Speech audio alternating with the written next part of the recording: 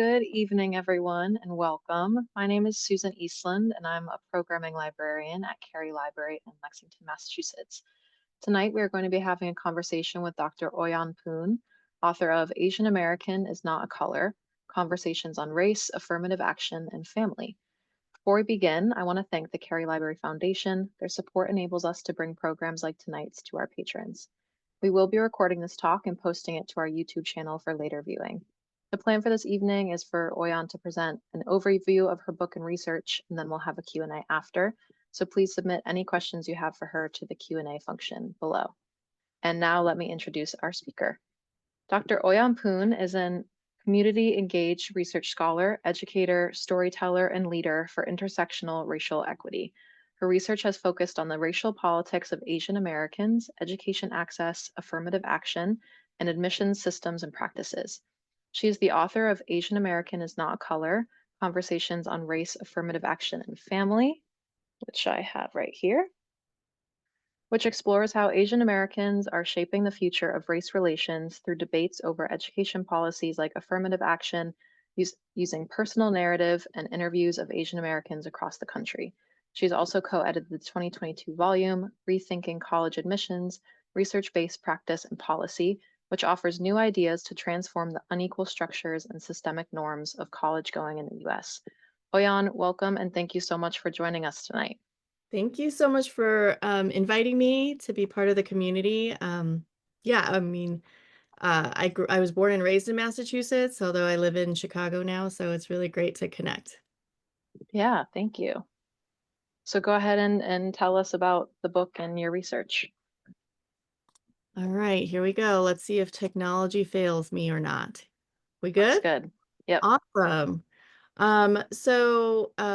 As Susan mentioned, I want to give a brief overview of this book and a little bit about who I am, the origins and the basis for this book, and then I'm really just excited to be in conversation with the community this evening. There's a lot of origin stories that I want to share, and the first one is about where I'm coming from. I'm the daughter of World War II Chinese refugees to Hong Kong, a colonized and global city. My parents grew up there, and then in the early 70s, they immigrated to Boston. And when they arrived in Boston, my parents went from being colonized people to settler immigrants in the Boston area. And they immediately connected with the Chinatown community as a space of mutual aid. And where my dad was a waiter, a garage attendant during college, and my mom was a garment factory worker near North Station. And that's when I was born. And then I grew up in Western Massachusetts, but I spent a lot of time with my grandparents, who were among the first residents at South Cove Plaza East. Right across from the Wang Center, there's this kind of affordable elderly senior home that is intended for Chinese and other Asian elderly in the community. So my grandparents were among the first to live there. So deep ties to Boston. And here we go. All right, so today, as I mentioned, I'm joining you from Chicago, where I've called home for over a decade. And this picture is on a sunnier summer day evening downtown a few years ago with my daughter and husband. As you can see, my daughter has a mask on, so we can guess around what time that was. A lot of my personal stories in the book come from both the Boston area, from Massachusetts, and from Chicago here. So that's my personal origin story. So now to get into the book's origin story. So I have a 20-year career as a research scholar, as Susan mentioned, and in my research, I sit at the intersection between two threads of research work and inquiry. One is how admissions works and how it can be improved to be more equitable or fair for everyone, so that we can expand access for everyone to be educated. And the other thread of work that I do is really around why and how Asian Americans feel how we do about education equity policies around opportunity. And so for decades, research has said two things about Asian Americans relevant to this longstanding affirmative action debate. First, research has said and found that the majority of Asian Americans are supportive of affirmative action policies in admissions, employment, and contracting.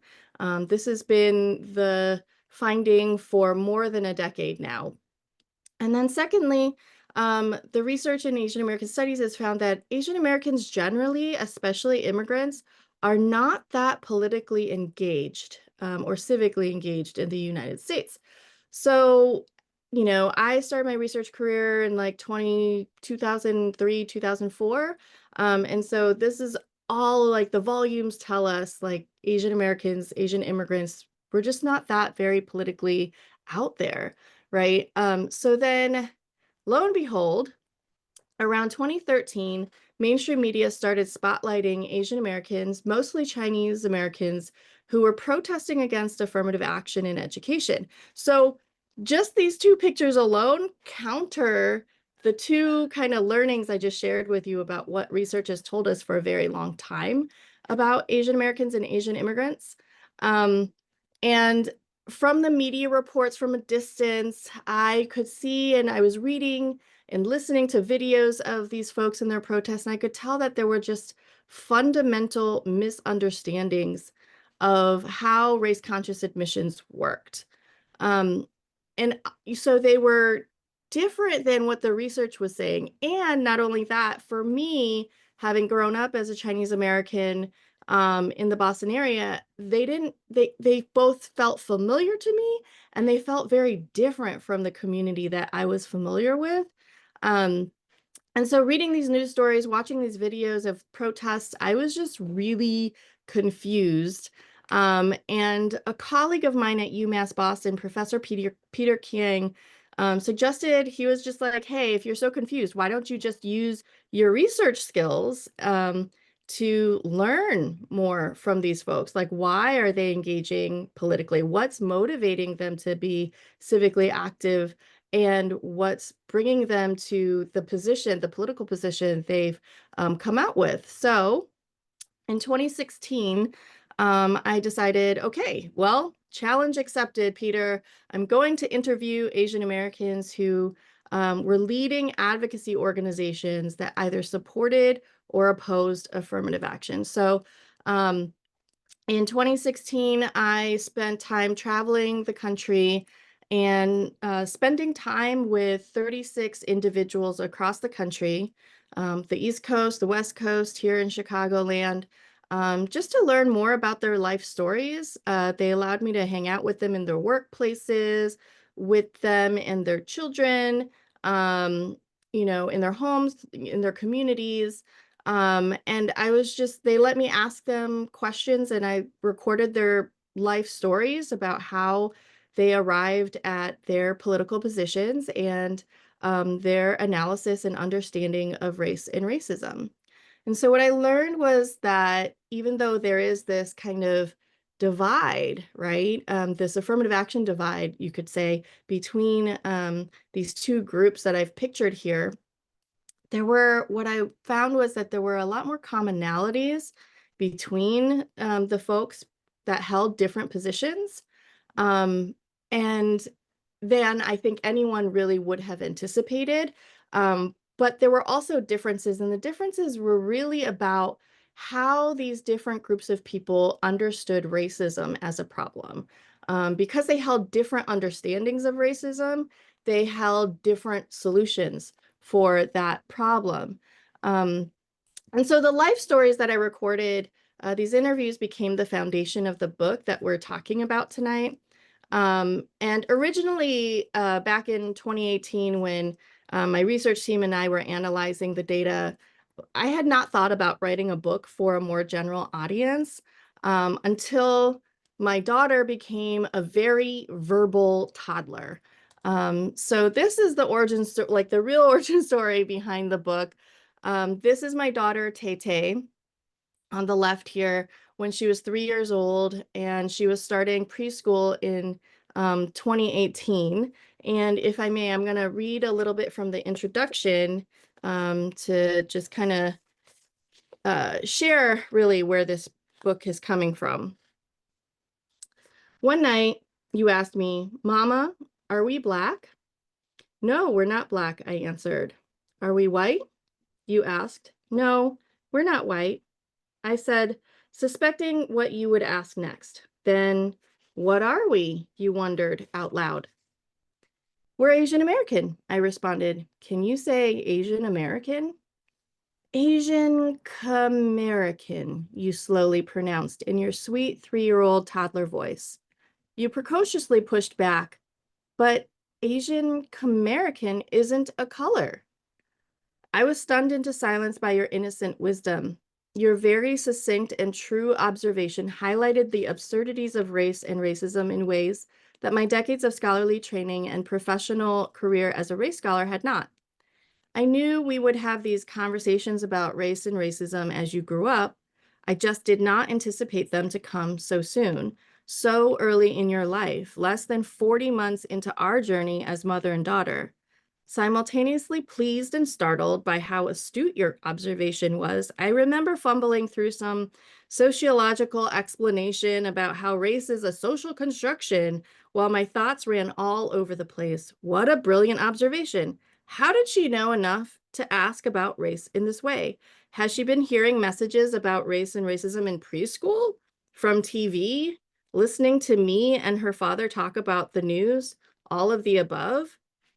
I explained that black and white are colors, like in your crayons, but when we're talking about people, we know that black people's skin tones can be different shades of brown, and white people's skin tones aren't often white like fresh snow. I told you that Asian Americans have all different kinds of skin tones too. I reminded you that your Auntie Taz is also Asian American. She's Bengali American, and her skin is like warm sand, a deeper shade than our golden light brown skin tone. Before I could continue, you had already moved on to talking about an episode of Daniel Tiger's Neighborhood or some other toddler pop culture. So that's just from the start of the book. And it really is the story about, in that moment, making me think, oh, my child is going to start having all these questions, and I don't have the answers per se, but I needed some time to think through how I could help her understand different things or start learning about different things. But I really confessed in the intro of this book, I really don't know how. So because I wasn't able to quickly answer her questions in that very moment, because, Daniel Tiger is much more captivating than her professor mother, I decided to write this book for her to answer these questions that she's had over the years about race and other social justice. And I decided to really feature the life stories from the interviews that I had collected in 2016, because I think in many ways, those two sides of this debate, these folks, these community leaders, were really pushing forward their different conflicting ideas of what it means to be Asian American in this world. And so in the book, I kind of offer, here are some different ways that different people are defining what it means to be Asian American, and that indeed it's not a color. So every chapter opens and closes with a letter to Tay, bookending the storytelling and the narratives from my research.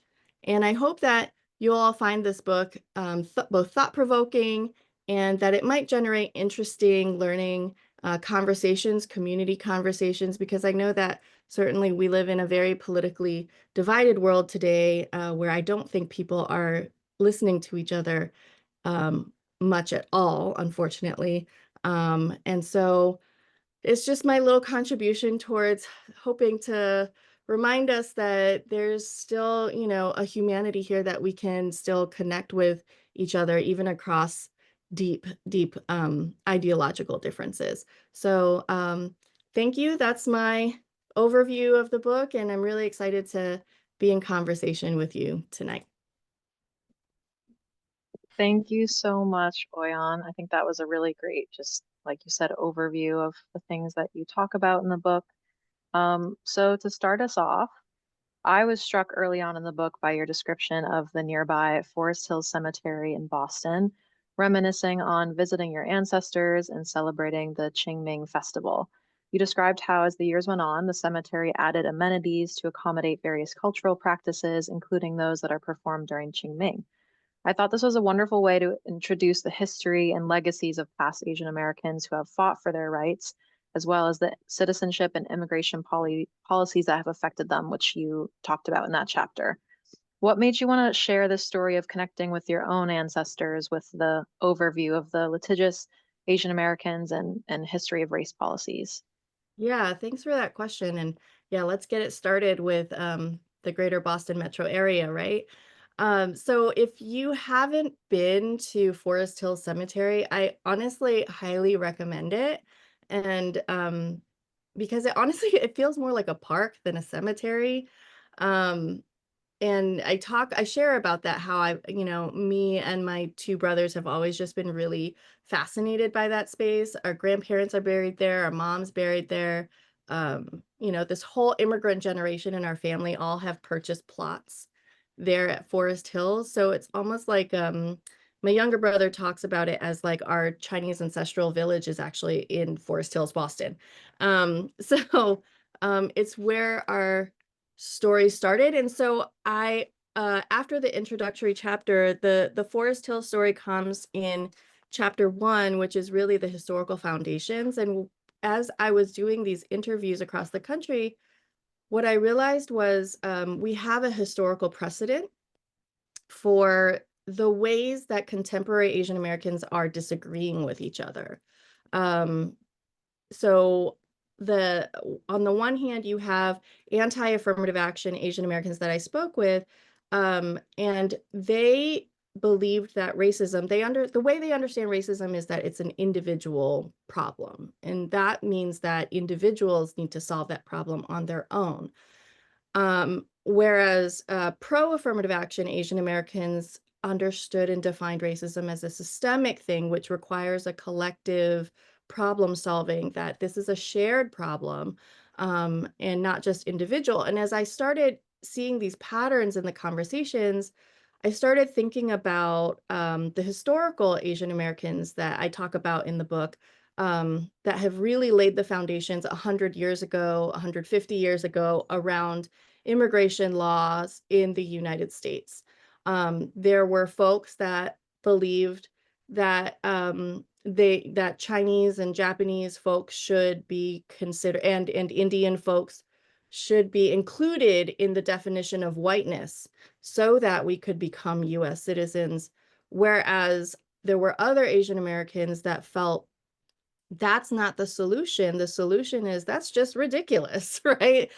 These racial prerequisites, these racial requirements are unjust and unfair. And so we need to change the system altogether, which is why we have uh, US born citizenship rights now, because of this case I talk about, Wong Kim Ark, in the late 1800s, right? So it's a completely different approach to solving this problem of race and immigration. And I talk about some cases in education too, from the 1920s and 1970s. Asian Americans um, were the folks that fought for bilingual education in the 1970s. They didn't say like, hey, we should just, solve this by like working harder and just learning English better. They recognize that, if you need to learn English to do well in school, there's a systemic problem and we need to address this as a community in public education. And so as I was thinking about this, I was thinking, well, you know, in some ways these are our community ancestors, that these are the ancestors to the folks today that are fighting, that we're fighting in courts, right? Even though specifically I get into this deep dive into the weeds about how the Harvard case was not actually sued, that wasn't by Asian Americans, but there was some Asian American involvement.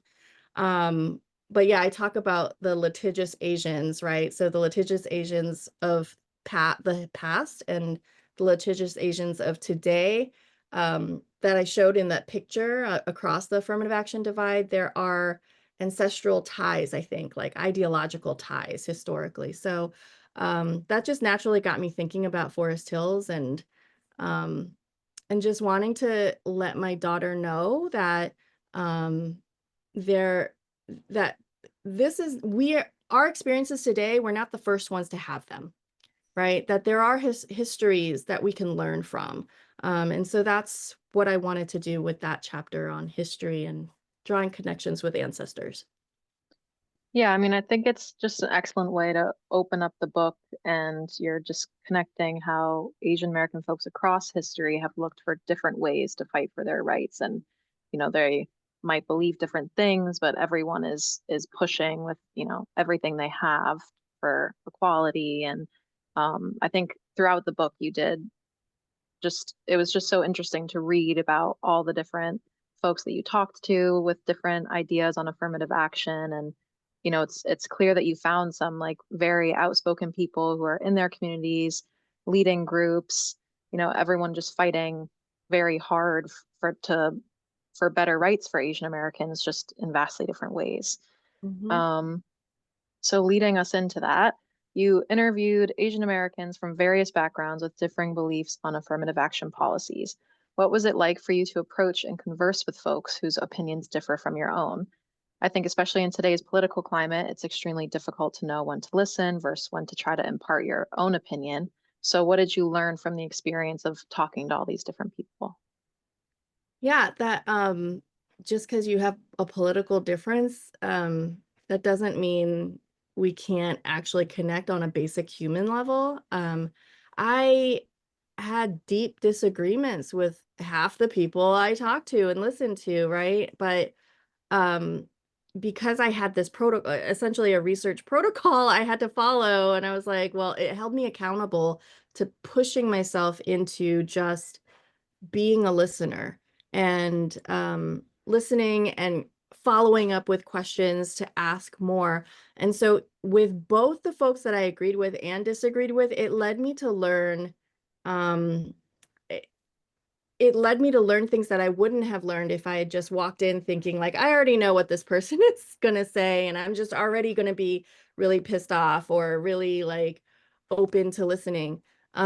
Because for all these people that I talked to, I forced myself to listen and keep pushing with follow-up questions. What I learned was one of the shared things across this divide is the misinformation. Like, everyone was almost everyone that I talked to was operating on misinformation on what affirmative action was. So, that was really surprising because these were community leaders who had signed on to legal documents saying that they were for or against this policy. But at the end, one of the questions I asked was immediately at the very beginning of the interviews was, explain to me what affirmative action is in your own words. And folks would share with me, oh, it's a quota, oh, it's a point system. And it's bad because, well, that's not fair, or it's good because of the historical injustices. And I'm like, you're all wrong, actually. That's actually not how affirmative action works. And so by not assuming that anyone, what I mean, like not assuming I knew where people were, it opened up this different understanding of what was actually happening. It was also very disturbing to me to see that, you know I don't know if facts would have made a difference. And that worries me. um, but I do think it is important that we try to learn and understand why someone does what they do, whether they agree with our own positions or not. And I'm not saying it's easy. It's very hard. um, but I think it can be very rewarding, and there's ways to engage in this kind of conversation in a way that is safe. Yeah, I think that, throughout the book, you mention like the spread of myths and disinformation. And yeah, I feel like especially in today's political climate, like I have a lot of conversations with folks, and it's just the kind of thing where it's like, do you approach it trying to learn, or do you approach it trying to impart what you believe because you're fighting for what you believe is right, and you want to try to But then where, protect. and then where do facts and science come in, right? Like, because I think, Right. I've talked about this book with many communities, and some folks have been like, well, what about the anti-vax conversation?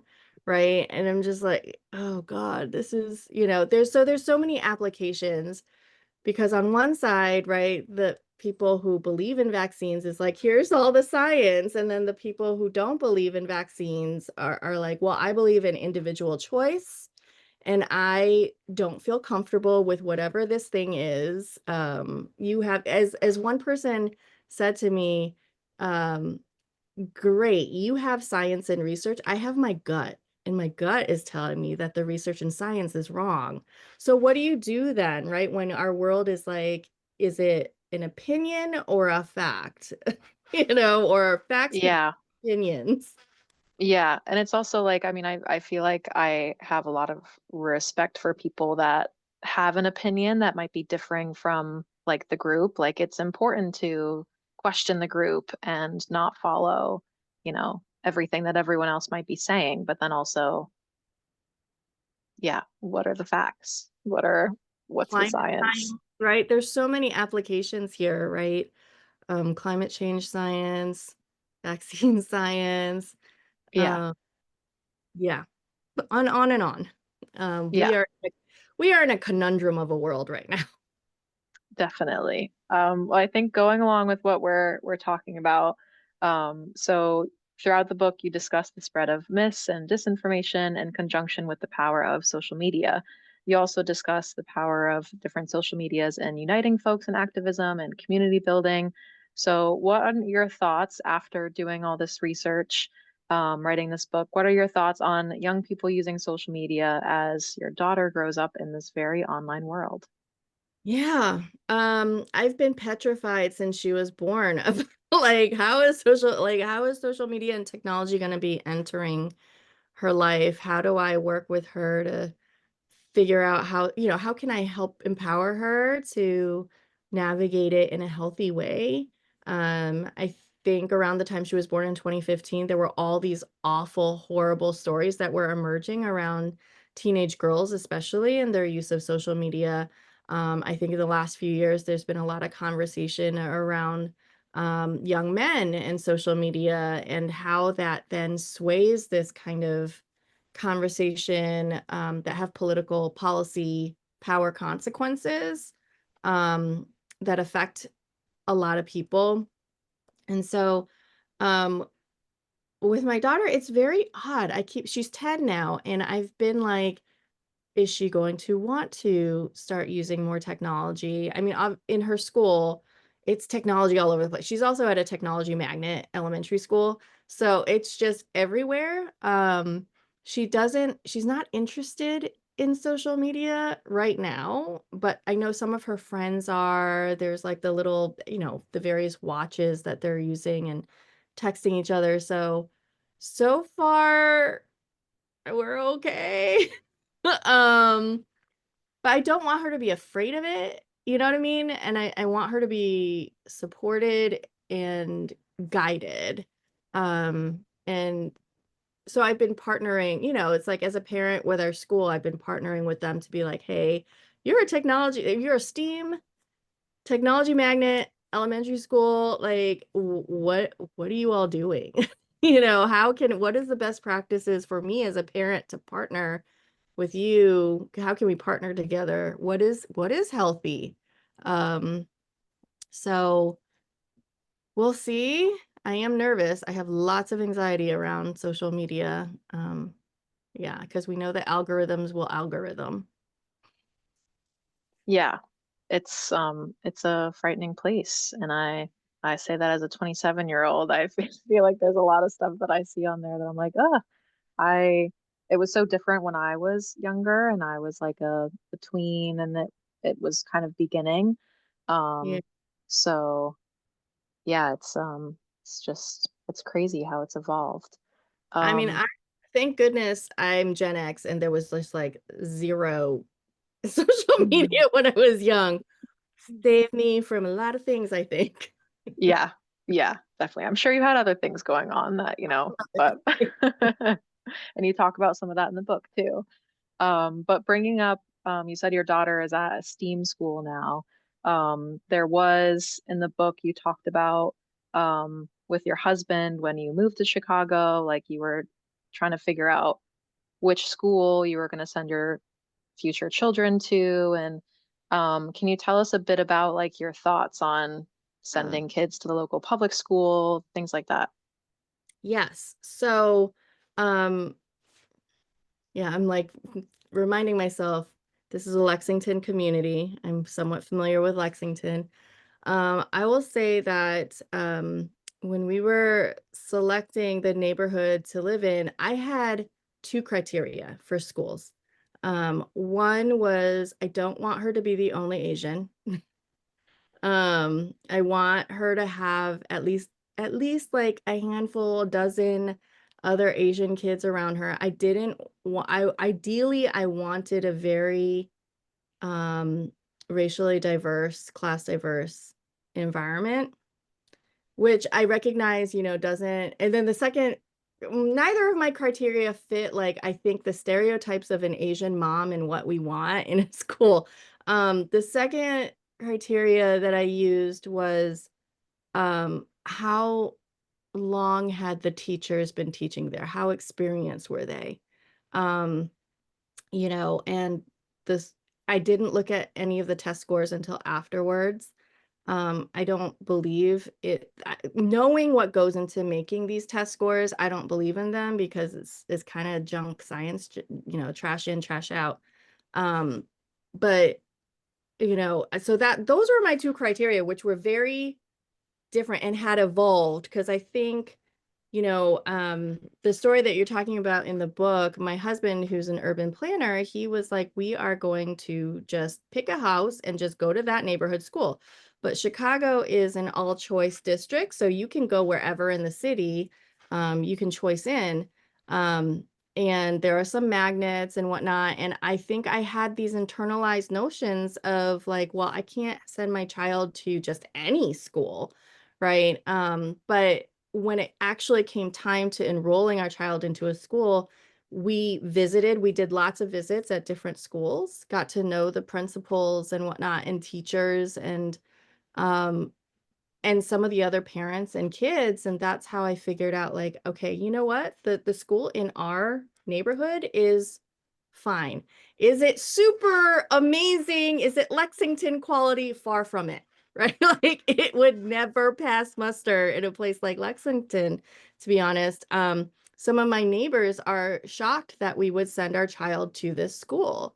But it's been an amazing experience. It has the way the teachers have been teaching in this school have um, really developed her critical thinking in ways that I would not have anticipated. And so I share some of those stories, how, you know, um, because of this school's curriculum and what they've been talking about, my daughter started asking me questions about America as a colonial power and what does that mean historically and today and international relations. Um, and so I definitely don't think I would have gotten that at some other schools. In fact, I know with some of my friends with kids at other schools, that's not what they're getting. So I have a deep appreciation for this school and, you know, I think she'll be fine. I think it'll be okay. Um, in terms of college and where she'll go and what she'll do with her life. What I'm more concerned about is that she turns out to be a good human being who cares and has compassion for people who are not like themselves, her, um, that she asks questions, that she keeps asking questions and raising insights. That's what I want her to keep doing. Yeah, well, I feel like she's going to keep asking questions because we know that she has a ton of excellent questions from the book. Um, I think this leads well into one of my other questions that I had for you. So I work at Cary. I, talk with teens here, things like that. Um, in many of the interviews that you talked about the discussions um, of the educational pressures that Asian Americans face to work hard and perform highly, especially in school to achieve their desired goals. This is a pressure that I see a lot here in Lexington. Last year, I had a conversation with a middle school student where she was describing in detail the different paths that her future might look like if she either went to Lexington High School, which is rated third in the state of Massachusetts, or Minuteman High School, which is our local vocational technical school. Um, for me, I was certainly not thinking about my college paths when I had been in middle school. So what do you think about the pressure that we put on our young people years before they have to fill out college applications? So here's the weird thing, right? Like in the book, I talk about how, like, for myself, my parents didn't pressure me. They were just like, you know what? You got into UMass Amherst and you're going to be debt free. You're going to be set for life. And I was like, no, that's not prestigious enough for me. Right. And so for whatever reason, I put the pressure on myself, and I wasn't in a community that was, had that culture of prestige. Um, Half of my high school classmates went to community college or the military. Um, so if that tells you anything about the high school that I graduated from. Um, but clearly it gave me a strong enough foundation to do life, right? And pursue a very fulfilling career. Um, and so I remember that pressure. It was a self-imposed pressure for me, but I know plenty of other young people who have like family or community pressure. And knowing what I put myself through, I'm really like sad for, I think that's why I don't want to put pressure on my own child, and I just want her to be a good person. That's my goal. Right. And her grades are fine. They're not stellar, but they're fine, right? Like she's fine. And I'm like kind of reminding myself, because part of me is like, I am, as a grown up, unlike what I was as a child, I am solidly middle class. Right. And so I'm surrounding myself with other parents who are also very aspirational and have high hopes for their kids. And so I hear them and they're like, no, we got to like do this and get the kid in this place and that place. Um, and so then sometimes I listen to them doing the listening thing. And then I'm like, oh no, am I doing something wrong? You know, and they're like talking about putting their kid in Russian math. And I'm like in kindergarten, and I'm like, do I want to do that? I don't know. Like, am I supposed to do that? Why do I need to do that? I didn't do that. But my husband came from an environment where he did do it as a kid. He hated it. Right. And he was like, Yep, and he was just like, I couldn't be a kid. Right. yep. um, and My it, mom also tried to put me yeah, in Russian math. Yeah. I And don't I know was what like, let me be. I I want to just, play outside.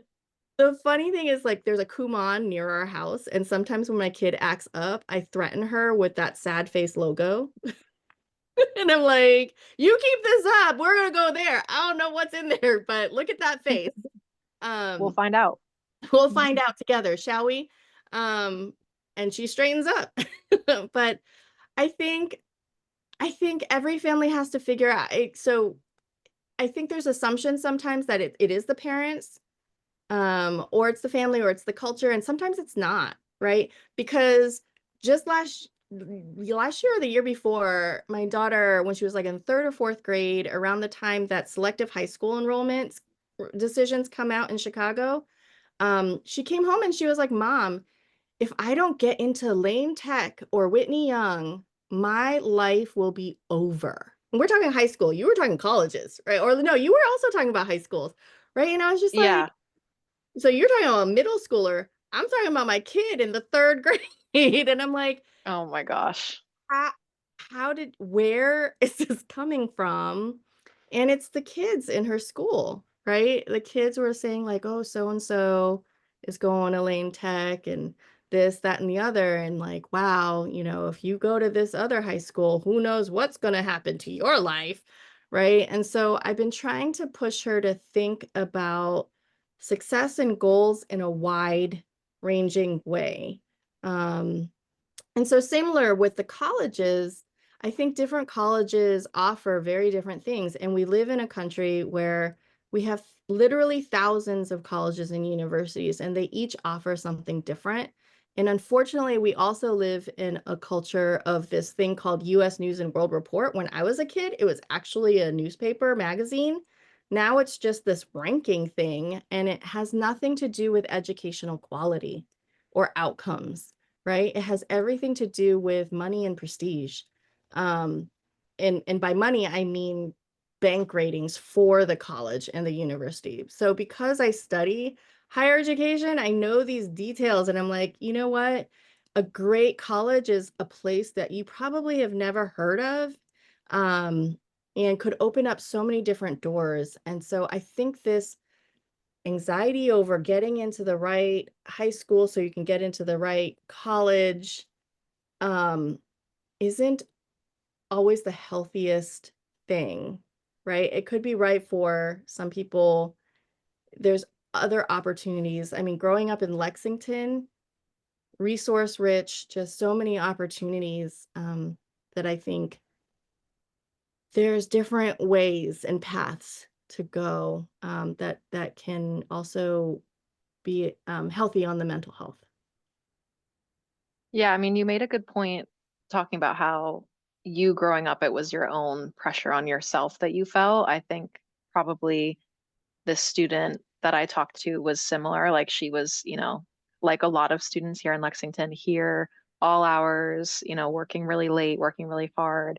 Um, and yeah, just listening to her talking about these like very direct paths, like, well, if I did this in the theater department, but then I wouldn't stand out at Lexington High. But if I did Minuteman and I did the cosmetology, then I could be set up to get, like to join a hair salon after that. And she had all these different ideas of what she wanted to do, which I think is beautiful. And like, I think the world forces us to try to choose one path. And she was dealing with what if I want more than just that one path? What if I want to do all of these different things? But obviously, the two schools are very different. And so it was like if she chose one or the other, she would kind of be shoved down at least one of those paths. Um, so yeah, Mhm. I think you bring up a great point that, different schools offer. It's so unfair sometimes that we ask like young people in their teens to be like, what are you going to do the rest of your life? Or even younger than that, right? And it's like, Yep. I'm turning 50 soon and I still don't know what I really want to do. I'm like, Yeah. yeah, I've done some things that I've done it really well. And now I'm kind of like dabbling into like policy advocacy work more deeply. And I'm like, cool, cool. Is that what I want to do when I grow up? I think life can unfold in really astonishingly beautiful ways, if we allow it to happen. Um, Yeah. yeah. And even though my parents, every step of the way, even now, my dad's just like, how are you gonna make a living? Right. I think it has been a real blessing for me that I have been able to carve out a living with joy, because I've really tapped into what it is that I really want to contribute to the world, what I want to do and what my passions are, which my Yeah. dad told me many times, pursuing your passion is a very American thing there. Oh, Yeah. I'm gonna switch up the topic a bit, get away from schools again, and talk about your inquisitive daughter again. But so we've talked about how you start and end each chapter with a note or anecdote about Tay Tay as a way to both introduce and close out the topics that you explore in that chapter. You also discuss throughout talking about the interviews that you did, how many of the similarities you found with the interviewees were based on family values and cultural experiences. Um, this is my personal question. Is framing the book in the context of your daughter's curiosity a way to connect with readers that might not agree with you? I love this question. And actually, partly, yeah. But I think really at the heart of that decision, was two things. One, I was having real writer's block in terms of how do I write for um, a non-theoretical audience. And like just intelligent people who are curious and interested in learning something new. Um, and I had such a writer's block, but then what broke through that was I think I was reading Ta-Nehisi Coates's book where he writes an epistolary style, and I was like, "I think I could try let me just try that." And it broke through the writer's block. The second reason was it forced me to be really compassionate in sharing the stories and framing each chapter of the book in a way that I was like, if I imagine my daughter as a toddler, as a teen, as, a young adult, because I think parents have I have such a deep love for my child, um, that it really forced me to like write, I hope, with a more compassionate and open voice than like as if I was like arguing. There were parts where I got a little spicy because I'm still me, right? But And you should be. You should be, authentically you in your own yeah. book. Yeah, and even with my daughter, she will tell you I get too spicy with her sometimes. She doesn't like me singing K-pop Demon Hunters. I feel I should have the freedom to do so. And I It's argue. very catchy stuff. It's very catchy. Oh my goodness. So yeah, so that was the reason why for writing in that way was to really, yeah. Yeah, it was much more enjoyable too. Yeah, and I think that's important 'cause I think it comes through when you're reading, that it's a special thing to, especially I think like in a book like this where it's just like, it's intense on the history of what you're talking about and the like nitty-gritty of what these interviewees are feeling and what they've faced with racism or educational imbalances, things like that. Sharing these personal stories from your daughter and allowing us into your own life a little bit helps us, just connect everything. Um, Connect. I mean, partly it's like I'm Jesuit educated. I went to Boston College as an undergrad, and if anyone knows Jesuit education, it's all about self-reflection and how does your life connect to the world and how can you contribute. So if anything, it might even just reflect my Jesuit education. well, whatever it was, it was working for me when I was reading it. Awesome. Thank you. Um, So, again, I'm gonna ask one more thing that has to do with Tay Tay, and then we have a couple questions from the group. But um, in your musings on your conversations with your daughter Tay Tay, you often answer her questions with questions. This is to help you understand the context of her curiosity, help you get a second to figure out what your answer is going to be.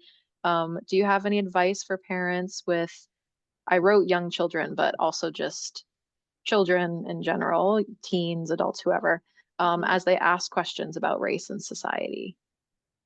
Yeah, I I highly recommend the asking questions back method, especially before they get to the teenage eye rolling stage. Mm. Um, because even with the preteen now, she has started to roll her eyes and be like, I asked you a question.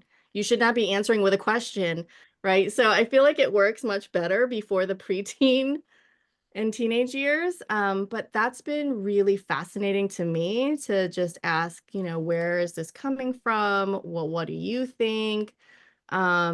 Well, I don't, and just admitting like, hey, I don't have all the answers either. Can we try to explore this together? And try to find the answers together. And so that last one has worked better now than obviously when she was younger. She was like, no, we're not, you have the answers, right? So that last one has worked a little bit better now, because she knows I'm not all knowing. She actually told me this week, she was like, I used to think you were so cool. You're not. So, So humbling. so humbling. Um, so yeah, I think we live in an age also where there are, shout out to the libraries, there's so many children's and middle grades and young adult books now that explore all kinds of topics, and thankfully you are in a place without book bans. And you can really engage with just wonderful books. I wish I had all these range of options of books when I was growing up. I think I would have saved a lot of money on therapy, perhaps. I don't know, but I feel um, the same way about the books that I see coming in and out. I'm like, oh my God, if I'm gonna read this now and it's gonna help me. Like, and so sometimes we'll read them together. So she's been picking out middle grades books, and we've been reading them together, and that's been really lovely. nice. Thank you. All right, so we have a question from someone. What is the demographic distribution among Asian Americans in terms of support for or opposition to affirmative action?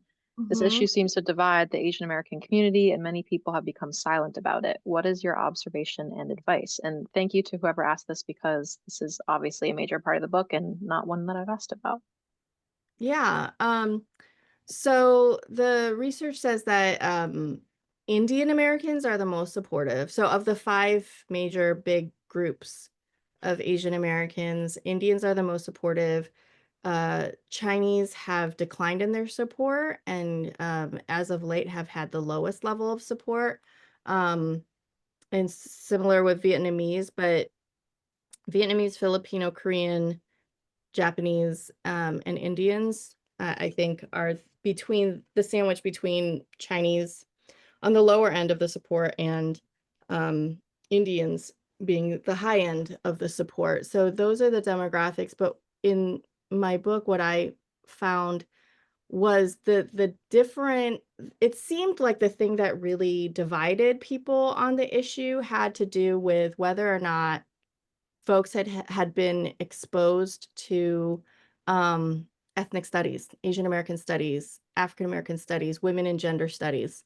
Um, if they had, had an opportunity in school or in college or reading on their own or through professional associations, there are oftentimes special interest groups. And so people I interviewed, some of them said, yeah, I came into this position. Like I remember one person said to me, um, that early on in his life, he was very anti-affirmative action. And then when he joined the Asian American Bar Association, or a bar association with an Asian American kind of crew to it, he was exposed to a lot of new ideas and histories that he had never had the opportunity to engage with before. And that then helped him like evolve drastically in how he felt. And so I feel like that's kind of like a divider in some ways, of how people evolved in their ideas, and positions.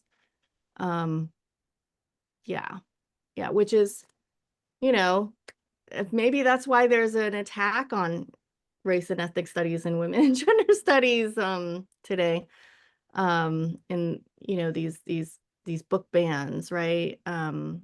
If people can't get access to these learning materials and opportunities, then I think a natural position could be to run into scarcity and fear because you just don't have a breadth of information to consider.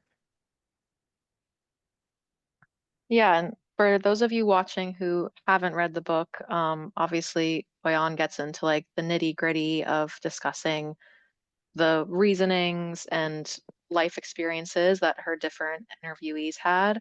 And it's just really eye-opening getting to read all of the different ideas and things. And you like split up the divide into four groups, which I found helpful to understand. Um, so yeah, this is the library copy. I'm going to return it after tonight, so anyone can get it. But we are kind of approaching the hour mark, so I want to wrap us up. Before, as kind of last question, tell us, what are you doing currently? Are there any new books coming? Where can people find you if they want to follow what you're up to? Yeah, you can find me. I have a website, oiyanpoon.com. That's also my username on Instagram, and you can find me on LinkedIn as well. Um, what am I working on? I've been kicking around. It's funny because I know our early conversation, Susan, you were just telling me that you really enjoy reading like parenting books or mom books. And I think writing this book and breaking through that writer's block really set me into motion into reading a lot of these mom books as well. And have started thinking about pulling together an anthology of Asian American parenting and what it means to be um, the child of Asian immigrants or grandchild of Asian immigrants. Um, and what does it mean? Like, what kind of parenting style will we have? Because a lot of the books out there are about Asian immigrants and how they parent and their parenting choices, but we know very little about the next generations. But it's me, it's a lot of my friends, it's like, and we always ask each other, like, are we doing this right? That's not what my parents would have done, right? And like, what's right? What's wrong? I don't know. I don't know. What does it mean to parent the next generation of Asian America? So I'm kicking around that idea and also kicking around the idea of perhaps writing a memoir around, you know, my that's starting with that story where Tay Tay in third grade said, if I don't go to this high school, my life is over. And just kind of, I'm not an expert in K-12 policy, but now I'm just exploring it as a parent. And so thinking about how we as parents choose schools, right? Like, right, I'm thinking about reflecting on like how did my parents decide where to put me and my brothers because all three of us went to different high schools, Hmm. very different high schools, and um, with really fascinating, unexpected outcomes. Haha, you'll have to read that if I ever write this. But then comparing, what my immigrant working class parents were able to do with their limited means, with school choice with us versus now I have more social capital, knowledge about education in America, and like, what am I doing with my own child, and why? And partly this is motivated because Tay Tay really wanted a co-author credit for this first book. Uh, but I was like, well, you didn't write anything. So, and next one, I told her if she wanted to write something, then it could be a co-authored kind of memoir-esque thing. And Um, how old was she when you were writing it, when she asked? she was 7. It was about to Wow. go to press, and I was like, "All right, it's going off." And she saw and I think the book cover first came out, and she's like, "Where's my name?" And I was like, Wow. "All attribution was given to you in the book." So, yeah, kiddos will surprise you. They are so fun. Well, thank you so, so much for joining me tonight. I loved reading the book. It's been just a pleasure talking with you, getting to pick your brain a bit. Um, and to everyone watching at home, this has been recorded and I'll be posting it to the YouTube channel. You'll also be getting an email with the link so you can watch it back. And I'll include OiYan's website in there and a link to the book. And OiYan, do you have any last words for our viewers?